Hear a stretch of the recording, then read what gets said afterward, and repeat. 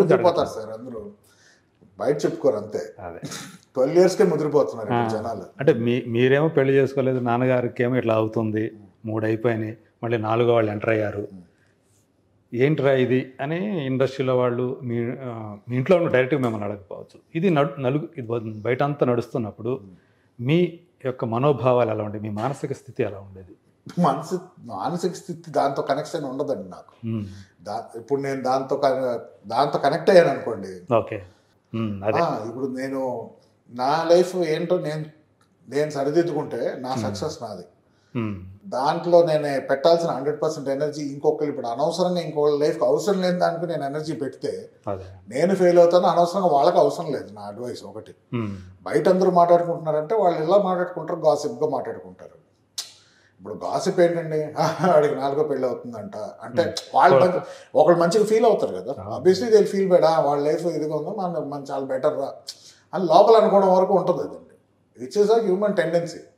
So ఇప్పుడు అలా అందరూ ఫీలింగ్స్ నేను అకౌంట్లో తీసుకోలేను. బయట మాట్లాడుకున్న వాళ్ళు మాట్లాడుకుంటూనే ఉంటారండి, దాన్ని ఎవరు ఆపలేరు. ఇప్పుడు ఇంకోళ్ళ గురించి నేను మాట్లాడుకుంటాను, ఎవరన్నా నన్ను ఆపగలుగుతాడా? ఆపలేడు కదా. నేను తక్కువేం కాదు, నేను చాలా గాసిప్ చేస్తాను. మీరు ట్రోల్స్ అంటారు నన్ను, నేను ట్రోల్లో నాకు ట్రోలింగ్స్ నేను ఇంకా పెద్ద ట్రోల్ అందరూ కన్నా, నాకు ఇష్టం ట్రోల్స్ ఇంకా. సో అందుకే నేను ఇంకోటి కంప్లైంట్ చేయను. ఇప్పుడు 100 మంది ఉన్నారండి, మీమ్ ఛానల్ ఉన్నారు, వీళ్ళు కౌంటర్లు వేస్తుంటారు. మన మీద వేసినా కూడా దాని కోపం ఎంత పడదు. మనం ఇంకోళ్ళ మీద మన మామూలుగా joke on humour note anything is okay. ఒకళ్ళు పర్సనల్ లైఫ్ ఒక సెన్సిటివ్ మ్యాటర్ దగ్గర జోక్ చేయకూడదని నా ప్రిన్సిపల్ అది. సో ఇంకోళ్ళు ఏమన్నా చేసినా నేను వాళ్ళని ఆపే రైట్స్ లేదు, కానీ నేను యాక్సెప్ట్ చేయను, అంతే, దూరంగా ఉంటా. అదే నాన్నగారి విషయంలో సగం అలాగే జరిగింది కదా. అది ఆయన అంతా కూడా అంటే ఆయన పర్సనల్ స్పేస్ కావచ్చు, కానీ దాంట్లోకి వెళ్ళిపోయి ఆయన గురించి రకరకాలుగా ఎవరైతే ఇంతమంది మాట్లాడారో అదే ఆయన కష్టాల్లో ఉన్నప్పుడు, మానసికంగా ఆయన దెబ్బతిన్నప్పుడు వాళ్ళు వచ్చి హెల్ప్ ఏం చేయలేదు. ఒకటి, వాళ్ళగా ఏదైనా హెల్ప్ చేశారా ఫైనాన్షియల్గా, ఎమోషనల్గా? ఎవరెవరు మాట్లాడుతున్నారు, ఎవరు వచ్చి హెల్ప్ చేయలేదు. ఒక మెతుకు ఫుడ్ ఎవడు పెట్టలేదు ఆయనకి, ఆయన కష్టాల్లో ఉన్నప్పుడు. బయటికి ఎలా కనిపిస్తుంది, పెద్ద ఇంటి నుంచి వచ్చారు, ఆయన ఇష్టం వచ్చినట్టు చేసుకుంటున్నాడు కాదు.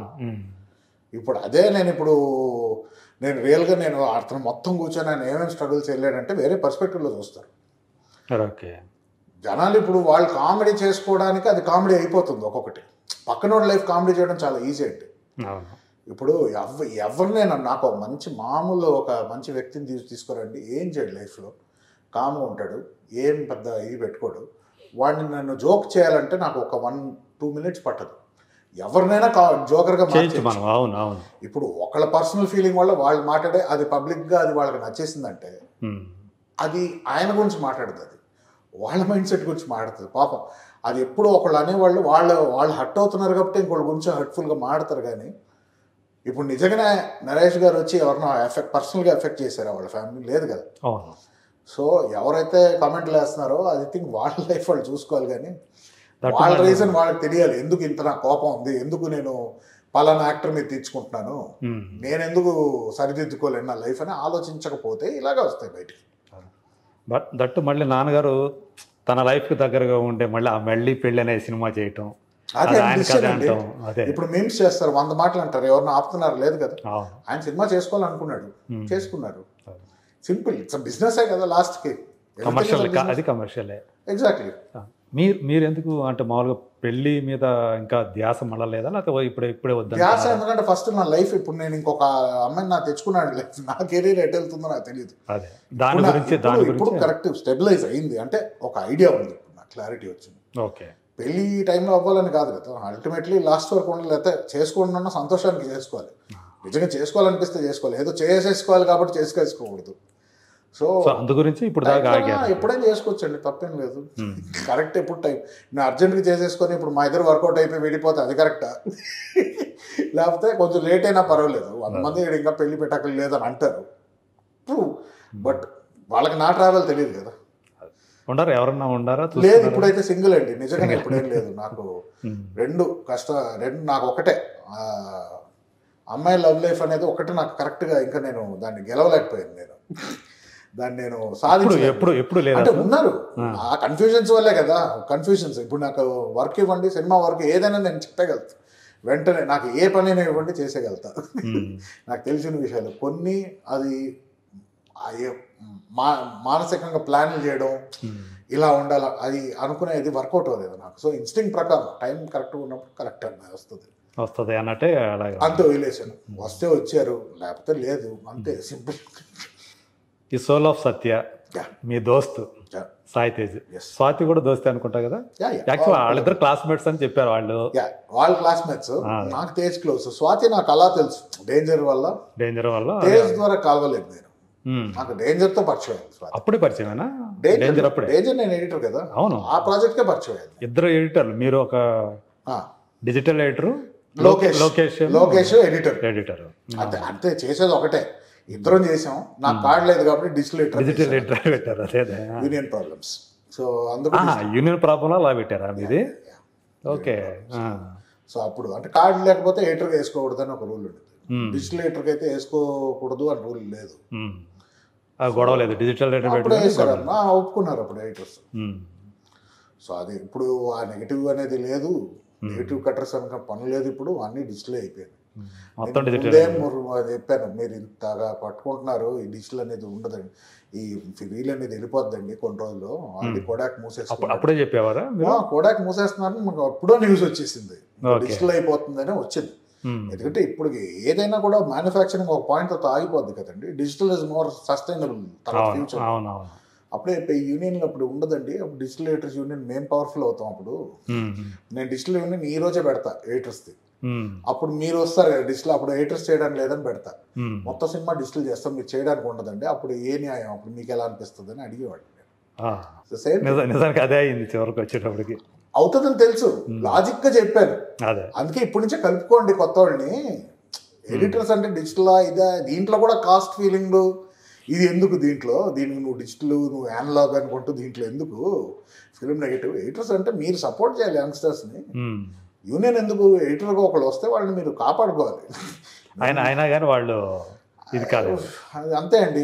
ఒక ఎవల్యూషన్ అంతే, జనరేషన్ టు జనరేషన్. అది కొంతమంది ప్రోగ్రెసివ్గా ఉండేవారు, చాలా వరకు మంది కొత్త ఎడిటర్స్ రాకూడదు అనేవారు. వాళ్ళకి ఎక్కడ మళ్ళీ కొత్త ఎడిటర్స్ రాకూడదు అప్పుడు ఉండేదండి నిజంగా. ఇప్పుడు కూడా వాళ్ళని గుండె మీద వేసుకొని చెప్పండి ఎడిటర్స్ అందరినీ, నేను ఇప్పుడు చెప్తా. వాళ్ళు వస్తే మనకు ఆదాయం పోద్ది. Okay, simple. సో మనమే నడుస్తూ ఉండాలి అంతే, మనకి మనం నడవాలి. మరి కొత్త రక్తం ఎట్లా వస్తుంది? లేదండి, ఇప్పుడు అందరూ కొత్త వాళ్ళు వచ్చేస్తున్నారు. ఇప్పుడు ఆపడానికి కూడా లేదు కదా. అప్పుడు కూడా ఆపడానికి లేదు. అప్పుడు కూడా నేను అంటే ఒక నవీన్ విజయకృష్ణ ఎడిటర్గా తప్పుకున్న తర్వాత నవీన్ నూలు వచ్చాడు. నవీన్ అనే పేరు అయితే కంటిన్యూ అవుతుంది. నవీన్ పరిచయం ముందు నుంచే పరిచయం. మా నవీన్ మధు ఇద్దరు ఉండేవారు, వాళ్ళిద్దరు ఫస్ట్. దాని తర్వాత అప్పుడు వాళ్ళు ట్రైలర్స్ చేసేవారు. అప్పుడు ఫస్ట్ టైం నాకు పరిచయం మున్నా ట్రైలర్స్ చేసినప్పుడు నేను బిజీ ఉండే. అప్పుడు రాఖీ సినిమా బిజీగా ఉన్నప్పుడు మున్నా ట్రైలర్స్ వంశీపేటపల్లి గారు పట్టారు వాళ్ళిద్దరిని. అతను నేను పరిచయం చేసుకున్నా వాళ్ళని. సో తను కూడా నేషనల్ అవార్డు. ఇప్పుడు బాగా Naveen is one of the prominent editors ఇప్పుడు ఇండియాలో. అంతే, ఇండియాలో చెప్పొచ్చు, ఎందుకంటే మన సినిమాలు ఇప్పుడు almost everything is so good కదా. So I'm happy. అదే అలా డెవలప్మెంట్ వాళ్ళు కూడా దే షుడ్ బి నెక్స్ట్ కూడా వాళ్ళ నెక్స్ట్ సక్సెసెస్ వాళ్ళని కూడా ఎంకరేజ్ చేయాలి. వాళ్ళకి మనం ఒకసారి సపరేషన్ అనిపించాం ఫర్ రీజన్స్. ఓకే, నేను ఇప్పటికీ వాళ్ళు తప్ప కాదా అని కాదు, ఒక సిస్టమ్ ఉండింది అప్పుడు. ఇప్పుడు ఆ సిస్టమ్ మారింది. ఇప్పుడు మన ఆ సిస్టమ్ అప్పుడు కొంచెం మనకి ఎఫెక్ట్ అయింది కాబట్టి మన నెక్స్ట్ ఫామ్ అవుతున్నప్పుడు we should be more open. కొత్త ఎడిటర్స్ రావాలి, యంగ్స్టర్స్ రావాలి. ఇప్పటికి చాలామంది ఇప్పుడు విమెన్ ఎడిటర్స్ కూడా చాలా మంది వస్తున్నారు చాలా కొత్తగా. Very happy to know. ఇప్పుడు మీరు టెక్నికల్గా చూసుకుంటే అంటే టెక్నికల్ డిపార్ట్మెంట్లో చాలా మంది ఆడవాళ్ళు వచ్చేస్తున్నారు, డైరెక్షన్లో వస్తున్నారు, ఎడిటింగ్. ఇప్పుడు నా ఫిల్మ్స్కి కూడా ఒక ఉమెన్ పర్స్పెక్టివ్ తీసుకుంటా. ఎందుకంటే ప్రాబబ్లీ నేను చూడండి వాళ్ళు కొన్ని చూడగలుగుతారు, వాళ్ళకి కొంచెం అనిపించింది, మనకు అనిపించింది కొంచెం అనిపిస్తాయి వాళ్ళకి. అండ్ అది ఒక పర్స్పెక్టివ్ వేరే ఉండొచ్చు. ఎగ్జాక్ట్లీ, పర్స్పెక్టివ్ అంటే ఒక వ్యక్తికే మారుతుంది. బట్ ఒక ఉమెన్ పర్స్పెక్టివ్ ఎప్పుడు కొంచెం డిఫరెంట్గా ఉంటుంది. డెఫినెట్లీ కొన్ని వాళ్ళు చూస్తారు, మనకు అనిపించేది వాళ్ళకి మనకు తప్పు అనిపించింది, వాళ్ళకి తప్పు తెలుస్తుంది. వాళ్ళకి direction if I'm trying to narrate something it has to make sense. As a director నేను అన్నీ తెలియకపోయినా మాక్సిమం నాకు ఎంత రీసెర్చ్ చేయగలుగుతాను ఆ క్యారెక్టర్స్ గురించి, ఏం చెప్పదలుచుకున్నా అనే దాంట్లో ఆ లూప్ హోల్స్ కానీ అందరి దగ్గర మాక్సిమం నాకు కుదిరినంత వరకు తీసుకుంటాను. ఓకే. సో అందుకు it works that way. So అలా ఉండాలి. వెరీ సోల్ ఆఫ్ సత్య కూడా అలా తీసుకున్నారా ఏమన్నా? రైటర్ కడలి అమ్మాయి రైటర్ దానికి. ఓకే. మనకి మ్యూజికే శృతిరంజని పాడింది ఆవిడే, కంపోజిషన్ ఆవిడ, ఆవిడ మ్యూజిక్ డైరెక్టర్.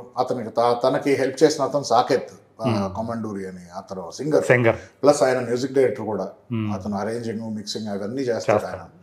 సో అంటే ఫ్యూచర్లో అతను starting music direction already 2-3 projects చేస్తున్నారు అతను కూడా. సో అతను వాళ్ళందరూ ఒక టీం. సో వాళ్ళ సొంత చెల్లెల్లాగా శృతి. సో తను టాలెంటెడ్ మ్యూజిషియన్ శృతి కూడా. సో అలా ఎంకరేజ్ చేశాడు. సపోర్ట్ ఒక్కొక్కరు సపోర్ట్ చేసుకుంటూ చేశాం. అంటే మీరు సినిమా కాకుండా డైరెక్ట్గా సినిమా కాకుండా ఒక మ్యూజికల్ వీడియో తోటి డైరెక్టర్గా పరిచయం అవడానికి ఏమన్నా రీజన్ ఉందా? యాక్చువల్లీ నేను సినిమాతోనే అప్రోచ్ అయ్యాను డిఆర్పిని, దిల్రాజు ప్రొడక్షన్స్ని. అప్పుడు హర్షిత్ దీనికి ముందు ఒక టెస్ట్ లాగా ఇచ్చినట్టు ఉంది ఇది యాక్చువల్లీ.